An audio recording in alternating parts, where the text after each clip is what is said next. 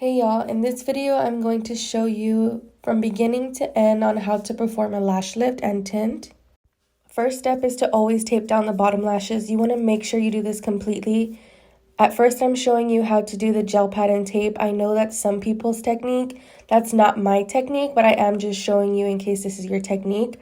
But of course you want to cover all the bottom lashes completely. Make sure all of the top natural lashes are not under the tape so that you can get the best lift results. And of course, adjust the gel pad and tape as needed so that it's not bothering the client's eye. Now here you see me lifting the top eyelid just because some of those natural lashes are underneath the gel pad. And this is the reason why I don't like to use gel pads when I'm doing a lift.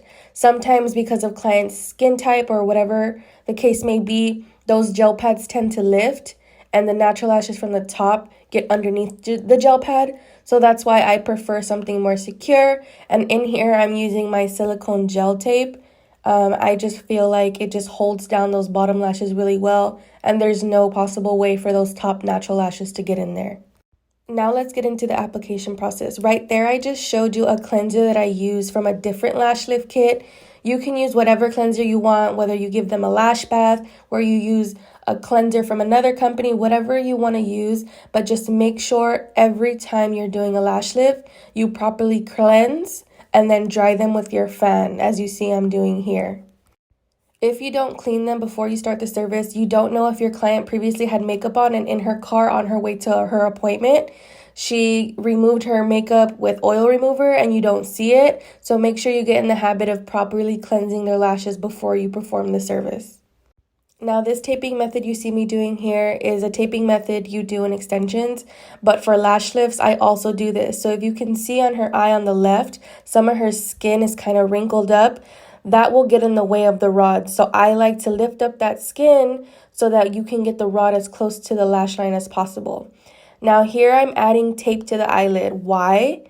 Because right now you're going to see me glue the rod to the eyelid, and adding the tape is just a protective layer so that the glue doesn't get on the skin. It's just so that it's less mess you have to clean up at the end.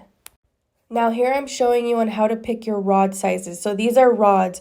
Right here I'm using a size extra large. The skinnier part of the rod goes in the inner corner. So you can see it's skinnier on the left and fatter on the right. So the skinnier part goes in the inner corner. So when you're trying to measure the rod, you want to make sure without putting glue, just get it as close to the lash line as possible. And using your lash lift tool, lift the lashes like that and see where they land.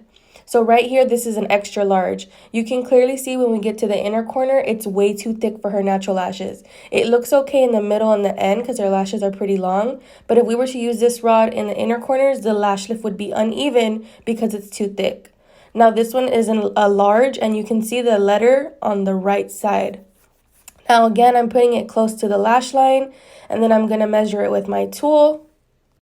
Now just holding the rod with your fingers as close to the lash line as possible and lifting up those lashes with the rod. Now you see how this one, it looks more of like a nice curl. You can see the lashes are not all the way to the top of the rod, but they kind of sit like somewhere in the middle. And look how in the inner corner it sits perfect. So a large is the size for her. Now these are the shields. This is a size large. Look how fat this is. So there's a difference between rods and shields, and I explained that in the text in the training, so just read that. But I'm showing you the difference between rods and shields. These are shields. So this is a large. Look how using the large for her lashes is way too fat. The tips of her lashes don't even get to the middle of the rod. So if you were to use this, it'd be too fat and she'd almost get like a DD curl if you were to use that. Now I'm using a size medium. This one is more her size in the shields. So just make sure you learn the difference or realize the difference between rods and shields. So look where her lashes sit perfect in that shield. Using this size medium, the curl wouldn't be too flat nor too curly. So size medium in the shield would be perfect for this client's natural lashes. Now I'm going to show you what her lashes would look like if you were to use the size small in the shield. You're going to see that when I lift them up, they go completely straight. It would basically look like an L. It would look really ugly. So just make sure you can realize, you see how it's just way too flat. There's just not enough curl. It wouldn't be a curl. It would look like the shape of an L. Now what I'm going to do, this is the bonder or glue. Some companies call it bonder, some companies call it glue. But what I'm doing is I'm adding the glue to the rod so that I can glue this onto her eyelid. Now when you use rods, you put the glue over the entire rod. And in a minute, I'm going to show you if you were to use a shield, where you would put the glue on a shield. So now when you're starting to add the rod, I like to start in the inner corner and hold it down with my middle finger. And then I hold the corner down with my other hand, my index finger. Sometimes you need to use like 3 fingers, but just make sure you keep your pressure, because as you can see here, the inner corner keeps lifting. If you need to use like a handless fan that hangs from your light, so it can add more or speed up the drying process, do so. But just make sure you're patient with this. You want to put enough glue, because if you don't put enough glue and during the lash lift service, if it lifts, then you're not going to get an even lash lift. Okay, so make sure you're putting enough glue in this section. Now, if you were to use shields, you would only put glue there. You don't put it on the curly parts of the shield. That's the only part that you need to add glue to on the shields. Now here, I'm still struggling to get this rod down. It was my first time using these rods, so since they're plastic, they're really hard to bend when they're first used. So you're going to see me add some tape here in a second so that it can hold down those corners, because it just was being very stubborn. It didn't want to get held down with the glue. So if you need to use tape like this, that's totally fine. Do whatever you have to do so that the lash lift result turns out bomb. In this entire video, all the tape that you see all over her eyes, all that pink tape, that's my silicone gel tape. Now that blue tape is the Next Care tape. I like to use the Next Care tape when I'm lifting the skin. I feel like it's just much more secure. It won't come off. Now here, what you're seeing me do is going and adding glue so I can glue the natural lashes up. Now here's where it's very important. The way you glue the lashes up is the way they will stay for the entire time the client has the lash lift. So you want to make sure that right now you're going to see me gluing them up and you can see them all like crisscross or chunked up together. That's okay for the meantime, but once I get everything glued up, then I'm going to go back and separate them using my lash lift tool that you see me using. Now when you're adding the glue, do small sections at a time, especially if you use this kit that I have in my training, because this glue does dry extremely fast. So here I was using the fan, but then I quickly realized that this glue just dries up so quickly, I didn't even need the fan. So my opinion for you guys is, if you are going to use this kit, since this glue does dry really fast, in the training, I included a different lash lift tool, a picture of a different lash lift tool. I would recommend you guys to use that other tool, just because you'll see in a minute that when I go back to separate the lashes, since the glue has already dried and it's pretty durable, it's kind of hard for me to separate the lashes. So this part right here is what's going to slow you down the most. This separating the lashes, because they need to be perfect, will take longer than the actual service. The actual solution part. So the whole solution part probably takes about maybe 20 minutes, maybe 15 minutes. This part right here took me 30 minutes. Just because you can see how it's just so sticky. It's really hard. I'm getting in there really well, stabbing it. So yes, again, I suggest you to use that other tool, and I have a picture of that in my training. So go back and look at that. So this tool that I'm talking about, it already has hairs at the end of it. One side is flat for you to lift them up, and then the other side has like little bristles. So I recommend when you're doing this part to use the part that has the little bristles, because when you use that, when you're lifting the lashes, adding them to the rod, it's automatically separating it for you. So you won't have to go back and separate them after you've already glued them up. So one, that's going to save you time, and two, that's going to save you struggle. Because you see here how I keep having to add more glue. That's because I have to separate them, and since they're so stuck, I have to take them off and redo it. So again, I suggest you using the other tool, but it's preference. I do recommend you playing with both and see whatever works for you. But after me trying it with this bonder or glue, I realized that I should use the other tool. Now, if you don't end up using this kit that I'm using in my training, some bonders or glues are not as quick drying as this one. So you may be able to use the tool that I'm using right now. But other than that, this kit is amazing. I know you guys might be seeing that it's pretty expensive, but in all reality, let's say the kit costs like $160. You get that back in 2 lash lifts if you charge like $60 to $70. You know what I'm saying? So don't think about the price, think about the quality. The lash lift with this kit takes about 45 minutes the most. With other standard kits, because this is a master kit, so it's done really quickly because the processing time for each step is like 5 minutes. Other standard kits are like 20 minutes each processing each step, and there's 3 steps. So imagine 20 minutes each step, as opposed to this kit, 5 minutes each step. So time is money.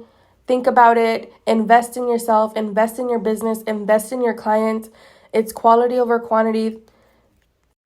And yeah, that's just my opinion. However, this training is solely based off of this kit. So the aftercare instructions, the processing times, the quality, the everything is only for this kit. So if you end up deciding to use a different kit, that's totally fine. Everything is still the same as far as the steps. The only thing that changes is the processing times. But a lot of companies, like I say in the training, they use either very thin to thin as their hair type, or they use like short and thick, medium and thick, medium and thin, short and thin, that type of category. So what you learn in my training, use that knowledge and implement that in whatever kit you decide to use. But like I said, I recommend this kit. It's great. It was fast. The results were amazing. If you do want to use like a standard kit, which is a little bit more inexpensive, I used to use what's called LBH Artistry. I used to use their standard kit, and it runs like about $60 to $75. They also have a master kit that runs about $120 or so, or maybe $200. I never used it, so I don't know. But you can look at that. But like I said, quality over quantity. But as you can see, let's get back to this. So as you can see here, when I've been separating those lashes, I keep having to go back and add glue. So just because, you see me using a micro swab, right? Because you can't use the tip that's in the glue on the lashes because you'd be cross-contaminating, right? So make sure every time you need more glue, you need to stick a new micro swab in the glue and go and apply that. So remember, every time you need more glue, use a different micro swab. So now you see the difference of when I first laid the lashes down to how nice and separated they are now. This is the final results you want. You want them to be all straight, nice and separated, so the results can be amazing. Now this is step 1. So if you use this kit, the way you use it is you cut a small corner of the packets and you put the product in a glue ring. Why? Because again, you can't cross-contaminate, you can't double dip. So whatever product you're going to use, you need to put it in a glue ring. Now, this client's natural lashes are very long, they're very thick, they're healthy. So for her, she used the most processing time for this kit, which I believe is 6 to 8 minutes. I believe every step is different. Now, before you start adding your solution, after you get your solution in your glue ring, but before you touch the client with the product, you need to set your timer in your phone. If this client needs the solution for 6 minutes, then you put 6 minutes on your timer, press start, and then quickly start adding the product. Try to get the product on the eyes as quickly as possible. Don't take 2 minutes on the right eye and then 2 minutes on the left eye, because the left eye is then going to have less processing time. Try to challenge yourself and get the product on both eyes evenly and correctly within 30 seconds so that the rest of the processing time, it sets for the rest of the time. Now, as you see here, I'm just checking my work. I'm making sure that I'm fully covering the root. You want to make sure that the product gets all the way to the root of the lashes because that's where the curl starts. So use your little mirror, whatever you have to do, stand up and check it, but you want to make sure you cover the entire root. The root to the midsection. Never cover the tips of the natural lashes, okay? Never ever, or you will overprocess it. Only the roots to the midsection. Now, once the timer is up, right away, you need to start wiping off the product. If you leave it on for too long, you're going to overprocess and burn the client's natural lashes off. So what I do is I get a new lint-free wand. or lip wand, or you can even use the one that you were using to apply it, but quickly wipe everything off. Make sure you get all the white stuff off. Then I like to go back and just double wipe it off just to make sure there's no residue, because remember, this is the perming part of the service. So if you leave any of this stuff on and add the next step, well, it's still going to be perming, and again, you're going to over process it. So just make sure you do this part thoroughly and quickly.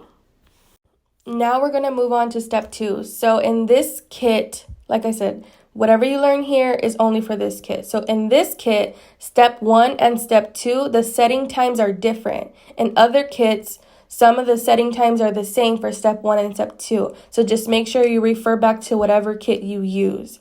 Now, same thing like step 1, you can't cross-contaminate, so put your product in a glue ring.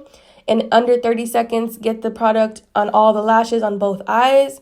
So what you can do is, you see me here, at first all I'm doing is getting the product on the midsection of her natural lashes. I'm quickly trying to do this, and then I'm going to go to the other eye to add it the same way. So as long as you get the product on the lashes within the first 30 seconds, the treatment is starting. So then what you're going to do after you've already got some of it on, you're going to go back to that right eye or whichever eye you start with, and you're going to start adding the product to the root. So you just want the product on the lashes so the treatment can start. Then you're going to go back and you're going to perfect it. You're going to add more, you're going to make it nice and neat, covering all the lashes. Check your work with your mirror. Make sure it's not touching the client's waterline, because if it does touch the waterline, it can burn them. So just try to work quickly and effectively. And again, same thing, once the timer is up, you wipe everything off. But remember, do not forget to put your timer before you start adding the solution. If you forget, quickly wipe it off and start all over or something. Or I don't know, don't add any more time. But try not to forget. It's very important. You can burn their lashes off and you don't want to experience that. Now here I'm doing the tint. So in the ebook, I have instructions on how to mix the tint. I personally only bought deep black, but if you do have clients of different nationalities with different hair colors or whatever, you can buy different tint colors, but the mixture is still the same. You can just choose different colors. So it's the dye and then the conditioner. So I have those instructions there, so check that out. But of course, when you're doing the tint, you want to cover all of the natural lashes. Now, the tint goes after step 2. So there's step 1, step 2. Then if you're going to do tint, it's step 1, step 2, tint, and then step 3. Okay? If you're not going to do tint, it's step 1, step 2, step 3. Not all the clients want tint, so make sure you ask your clients, like, hey, do you want to add tint to your service? Some do, some don't. It's up to them. You know what I'm saying? But make sure you ask. But yes, if you're adding tint, you're going to, of course, obviously, you're going to cover the entire natural lashes. Now, you see here how it's kind of light. In a second, look at how now it's pretty dark. That's when you know that it has oxidized and it has now penetrated into the lashes.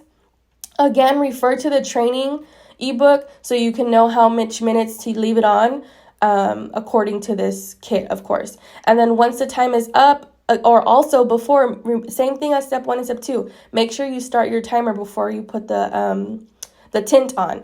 Then once that time is up, you go ahead and wipe off the excess product like you see me doing here. And by this time, since you've already put so much product on the rods, the lashes are going to start to come off the rod, which that is okay. That's what's going to be happening at this point. The lash lift is done. Whatever curl happened, it already happened. Now you're just doing the tint, and this part that you're going to see me doing right now is just like castor oil and basically a hair treatment for after you did the lift. So it's just like getting your hair done. You get your hair colored, bleached, whatever, and you give your hair a treatment after to rejuvenate the hairs. This is the same thing. So step 3, all you do is apply it all over all the natural lashes. You remove the lashes with this product from the rod, and then you clean the product off using that same step number 3. This is another thing as to why I love this kit, because you're going to see me here cleaning off the lashes and taking the rods off. There's really no extra cleaning you have to do. The products are just so well made in this kit. There's not a lot of downtime to removing all that glue. You saw that the bonder was, or the glue was clear, right? Some other kits have white glue, and that stuff is really hard to come off. So you see here, there's not really much product. I'm just using step 3 to clean off the excess product, but it's pretty quick. I really recommend you guys to use this kit. I'm not getting paid for this to promote them. I don't have a code with them, unfortunately. This is just my genuine opinion and my review. The downtime was quick. I was done in 45 minutes. So I really recommend it, you guys. Also, I just wanted to say something. Make sure throughout the entire service, you're always asking your client if everything feels okay. Sometimes some people can be sensitive to lash lifts. There's a lot going on. There's a lot of stuff taped to their eyes. So it can be, if they have anxiety, it can be overwhelming. So just make sure you keep checking on your client. And then, of course, you see me here removing all the tape. And then at the end, you see how there's some like wet spots. I like to go back and use a makeup remover to move all that excess product, but make sure you don't let the makeup remover wipey touch their lashes. Nothing can touch their lashes for the first 24 to 48 hours with this kit, okay? So if you use a makeup wipey, only use it for the skin. And of course, you just see me here, removing the tape. And then I do like to brush through their lashes like you saw me do. So that step number 3, which is the treatment, you can just comb it through all their lashes. So you can let them know, like, either you can remove the treatment yourself later if you want to, or you can just let it dry. Just let them know they can do whatever they want. But basically, when you're done, that step 3 is done. They don't have to leave it on for much longer if it's uncomfortable to them. And we're done. Look how beautiful it looks, you guys. The curls really settle. In the training, I talk about the difference between rods and shields, the difference of the outlook. So her curls really settle. It's not very dramatic. That's the look we were going for. So make sure you know the difference when using rods and shields. I do explain that in the training.